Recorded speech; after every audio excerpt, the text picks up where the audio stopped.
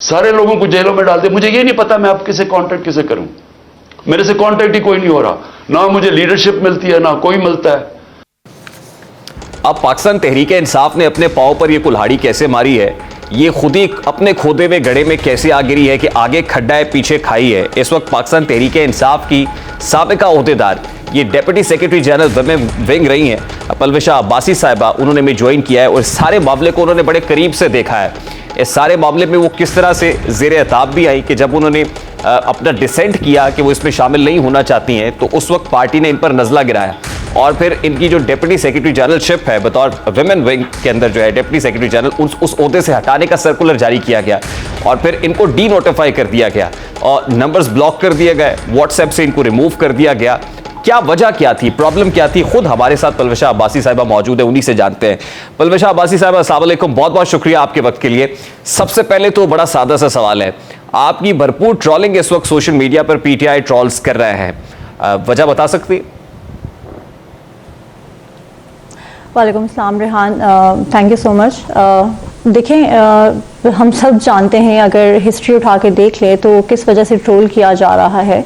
Reason यही है कि वाई आर यू सपोर्टिंग पाक आर्मी, एंड दूसरा ये कि मैं उनके फेवर में ट्वीट्स क्यों करती हूँ। ऐसा नहीं है कि मैंने कभी तनकीद नहीं की होगी, मैंने पॉलिसीज़ पर तनकीद की है, इदारे हमें इजाज़त देते हैं, लेकिन जहाँ पर बात मुल्क के नेशनल इंटरेस्ट की आ जाए तो मैं उस चीज़ पे कभी कॉम्प्रोमाइज़ नहीं कर सकती। और जैसे कि हम देख सकते हैं कि मैंने इस चीज़ की पुरजोर मजम्मत की जब किसी ने भी पार्टी में इस चीज़ की मजम्मत नहीं की थी, और उस मजम्मत करने की बेस पर आज मुझे मैं बता नहीं सकती कि हम लोग इखलाकियात से इतना हिट चुके हैं कि हमें ना अपने दाएं कुछ नज़र आता है ना बाएं, और हम लोग गालियाँ देने पे उतर आते हैं।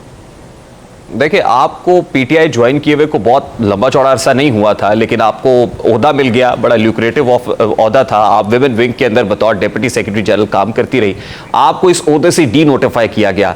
ये महज इसलिए किया गया कि आप एक जगह पर अपना डिसेंटिंग नोट पेश कर चुकी थी, जो पार्टी कह रही थी, आप समझती थी कि उससे आपको इख्तलाफ है, आपकी जरूरत इख्तलाफ पर आपको डी नोटिफाई किया गया।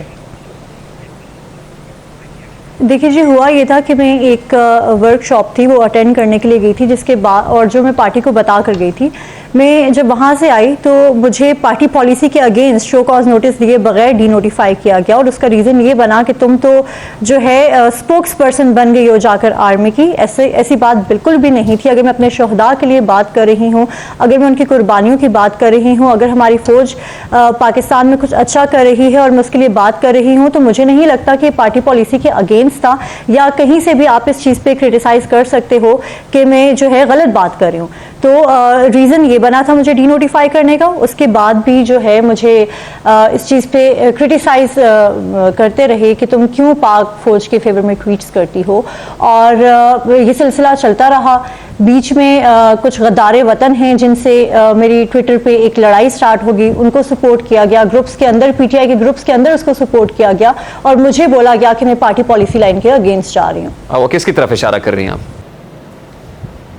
ये मैं बात कर रही हूँ आदिल राजा की, जो इस टाइम यूके बैठकर पाकिस्तान के अंदर दंगा फसाद करा रहा है। और मैं देखिए, हम सब जानते हैं कि ये एक इंफॉर्मेशन वॉरफेयर चल रहा है, और हम लोग एक ऐसे एलिमेंट को कैसे इग्नोर कर सकते हैं और कैसे प्रमोट कर सकते हैं जो बाहर के मुल्क बैठकर पाकिस्तान के अंदर लोगों को मैनिपुलेट कर रहा है और उनको बता रहा है, उनको प्रोवोक कर रहा है कि आप जाएँ ISI हेडक्वार्टर्स पर जाके हमले करें, आप वहाँ जाएँ, आप वहाँ जाएँ, और नेम कॉलिंग्स कर रहा है, और लोग उसको सपोर्ट कर रहे हैं। मुझे समझ नहीं आ रही कि हम इस तरह के लोगों की मजम्मत क्यों नहीं कर रहे, और हम इस मुल्क में ऐसे लोगों को क्यों बढ़ावा दे रहे हैं, हम उनको क्यों प्रमोट कर रहे हैं कि वो हमारे मुल्क के अंदर लड़ाई और दंगे फसाद जो है डलवाएं।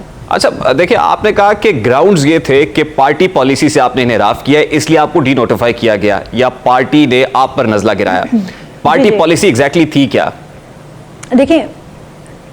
देखिए, पार्टी पॉलिसी जो थी वो कभी भी एस्टेब्लिशमेंट के अगेंस्ट नहीं थी, लेकिन मुझे डी नोटिफाई इस बेस पर किया गया कि तुम जो हो बहुत ज़्यादा स्पोक्स पर्सन बन गई हो, और इस वजह से मुझ पे बहुत प्रेशर था और मैंने तुम्हें डी नोटिफाई कर दिया। और बहुत ज़्यादा मीटिंग्स में ये बैठ के बोला गया कि सीनियर लीडरशिप की तरफ से प्रेशर था कि इसको डीनोटिफाई कर दिया जाए, बिकॉज ये बहुत ज़्यादा स्पोक्स पर्सन बनती है।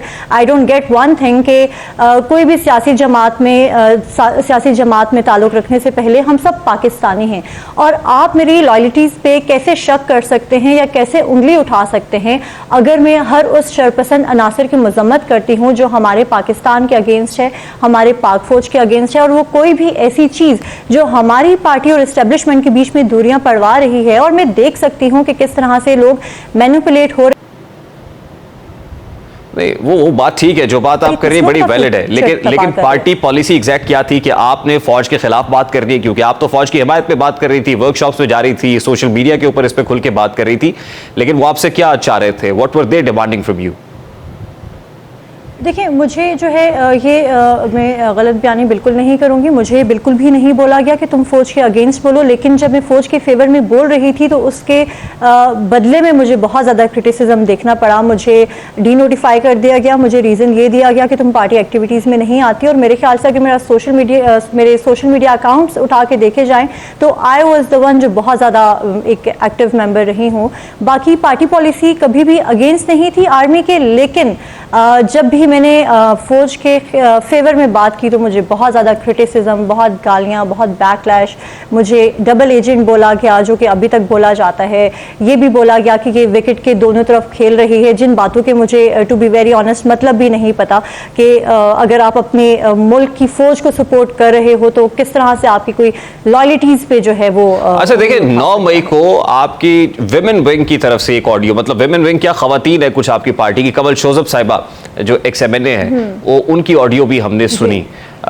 तो ये क्या हुआ था 9 मई को एग्जैक्टली, और ये प्लान कहाँ बना था, और प्लान था क्या कि किस टारगेट को हिट करने जा रहे हैं? देखिए, मैं तो ग्रुप्स में नहीं थी, बट मुझे ना डिफरेंट ख़वातीन ने ये स्क्रीनशॉट्स भेजे, क्योंकि वो इस सारे हिस्से का जो था, इस सारे प्लान का जो था वो पार्ट नहीं बनना चाहती थी। They send me the screenshots कुछ दिन बाद, एंड मैंने जब वेरीफाई किया कि वो स्क्रीनशॉट्स असली हैं तो मैं बिल्कुल मेरे ज़मीर ने गवारा नहीं किया, और ना ही मेरी अखलाकियात ने, कि मैं इस चीज़ पर चुप रहूं कि वो मेरे मुल्क के नेशनल इंटरेस्ट के अगेंस्ट जा रही है। मैंने वो पोस्ट भी किए, मैंने बताया भी कि किस तरह से पार्टी के अंदर लोगों ने एक्सप्लॉइट किया है, और कंवल शौजब की क्लियर इंस्ट्रक्शंस थी। और मैं यहाँ पे ये बात बताती चलूँ कि कंवल शौजब की इंस्ट्रक्शन सिर्फ पिंडी इस्लामाबाद की ख़वातीन तक लिमिटेड नहीं थी। ये चलता ऐसे है कि कंवल ने जो है ग्रुप में इंस्ट्रक्शन दे दी, अब जो नॉर्थ की प्रेसिडेंट है, जो साउथ की प्रेसिडेंट है, जो लाहौर में है या जो आगे पीछे है, वही मैसेज उठाएंगी, और जो नीचे की जितनी भी ख़वातीन है वो उनको वो मैसेज देंगी। तो वो मैसेज सिर्फ वो जो एक उनका मैसेज था वो लिमिटेड नहीं था पिंडी इस्लामाबाद के लिए, बल्कि वो तमाम लोगों के लिए था, जितनी भी ख़वातीन विंग से जो थी मुंसलिक थी ख़वातीन, वो मैसेज तमाम ख़वातीन के लिए था। और मैं तो कब से बोल रही हूँ कि इस चीज़ पे जो है मजम्मत तो अब एक बहुत पीछे रह चुका है लफ्ज़, इस चीज़ पे एक्शन लेना चाहिए कि कैसे कोई पाकिस्तान के कैसे कोई हमारे नेशनल इंटरेस्ट पे जो है इस तरह से हाथ डाल सकता है, और कैसे जो है इस किस्म के इंस्ट्रक्शंस दे सकता है। तो ये कहना मुनासिब होगा इस सारी सिचुएशन को देख के कि पाकिस्तान तहरीक इंसाफ ने या चेयरमैन तहरीक इंसाफ ने खुद अपने पाँव पे कुल्हाड़ी मारी है? देखें जी, मैं आपको एक बात मैं हमेशा बोलती हूँ और मैं आज भी बोलूँगी कि इस मुल्क में या तो आपकी फ़ौज रहती है या फिर दुश्मन की फ़ौज रहती है। तो you have to be very careful and responsible कि आपको सोचना चाहिए कि फ्यूचर जो है फ्यूचर में क्या होना है। अगर हम 8 मई को देखें तो हम लोग कहाँ पर थे और 9 मई के बाद हम कहाँ पर हैं। तो देखिए, अगर किसी को ये लग रहा था कि हम लोग इस्टेब्लिशमेंट से लड़ लेंगे या किसी को अभी लगता है कि हम अपनी रियासत से लड़ लेंगे, तो ऐसा बिल्कुल नहीं हो सकता, क्योंकि आप अपनी रियासत से लड़ के फतेह हासिल नहीं कर सकते। आपका मुल्क है, आप मुल्क के जो है स्टेक होल्डर्स हैं, आप लोगों ने मिल बैठकर ये मुल्क चलाना है। अभी जो है बाहर के लोगों को आप अलाउ नहीं कर सकते या शरपसंद नासिर को अलाउ नहीं कर सकते कि वो आपके मुल्क के बिल्कुल ठीक बात है। ये उनको क्या लग रहा था, because you were there inside the concern quarters of PTI, वो उनको क्या लग रहा था एस्टैब्लिशमेंट से लड़के या फौज को ललकार के? उनका टारगेट क्या था? क्या वो देख रहे थे कि फौज में कोई रिवोल्ट करा देंगे हम, या फौज को इश्ताल दिलाएंगे? क्या टारगेट क्या था जिसको हिट करना चाह रहे थे? देखिए, मुल्क होगा तो हम सियासत करेंगे, मुल्क ही नहीं होगा तो ना हमारी सियासत होगी और ना ही हम बाकी चीजें कर सकते।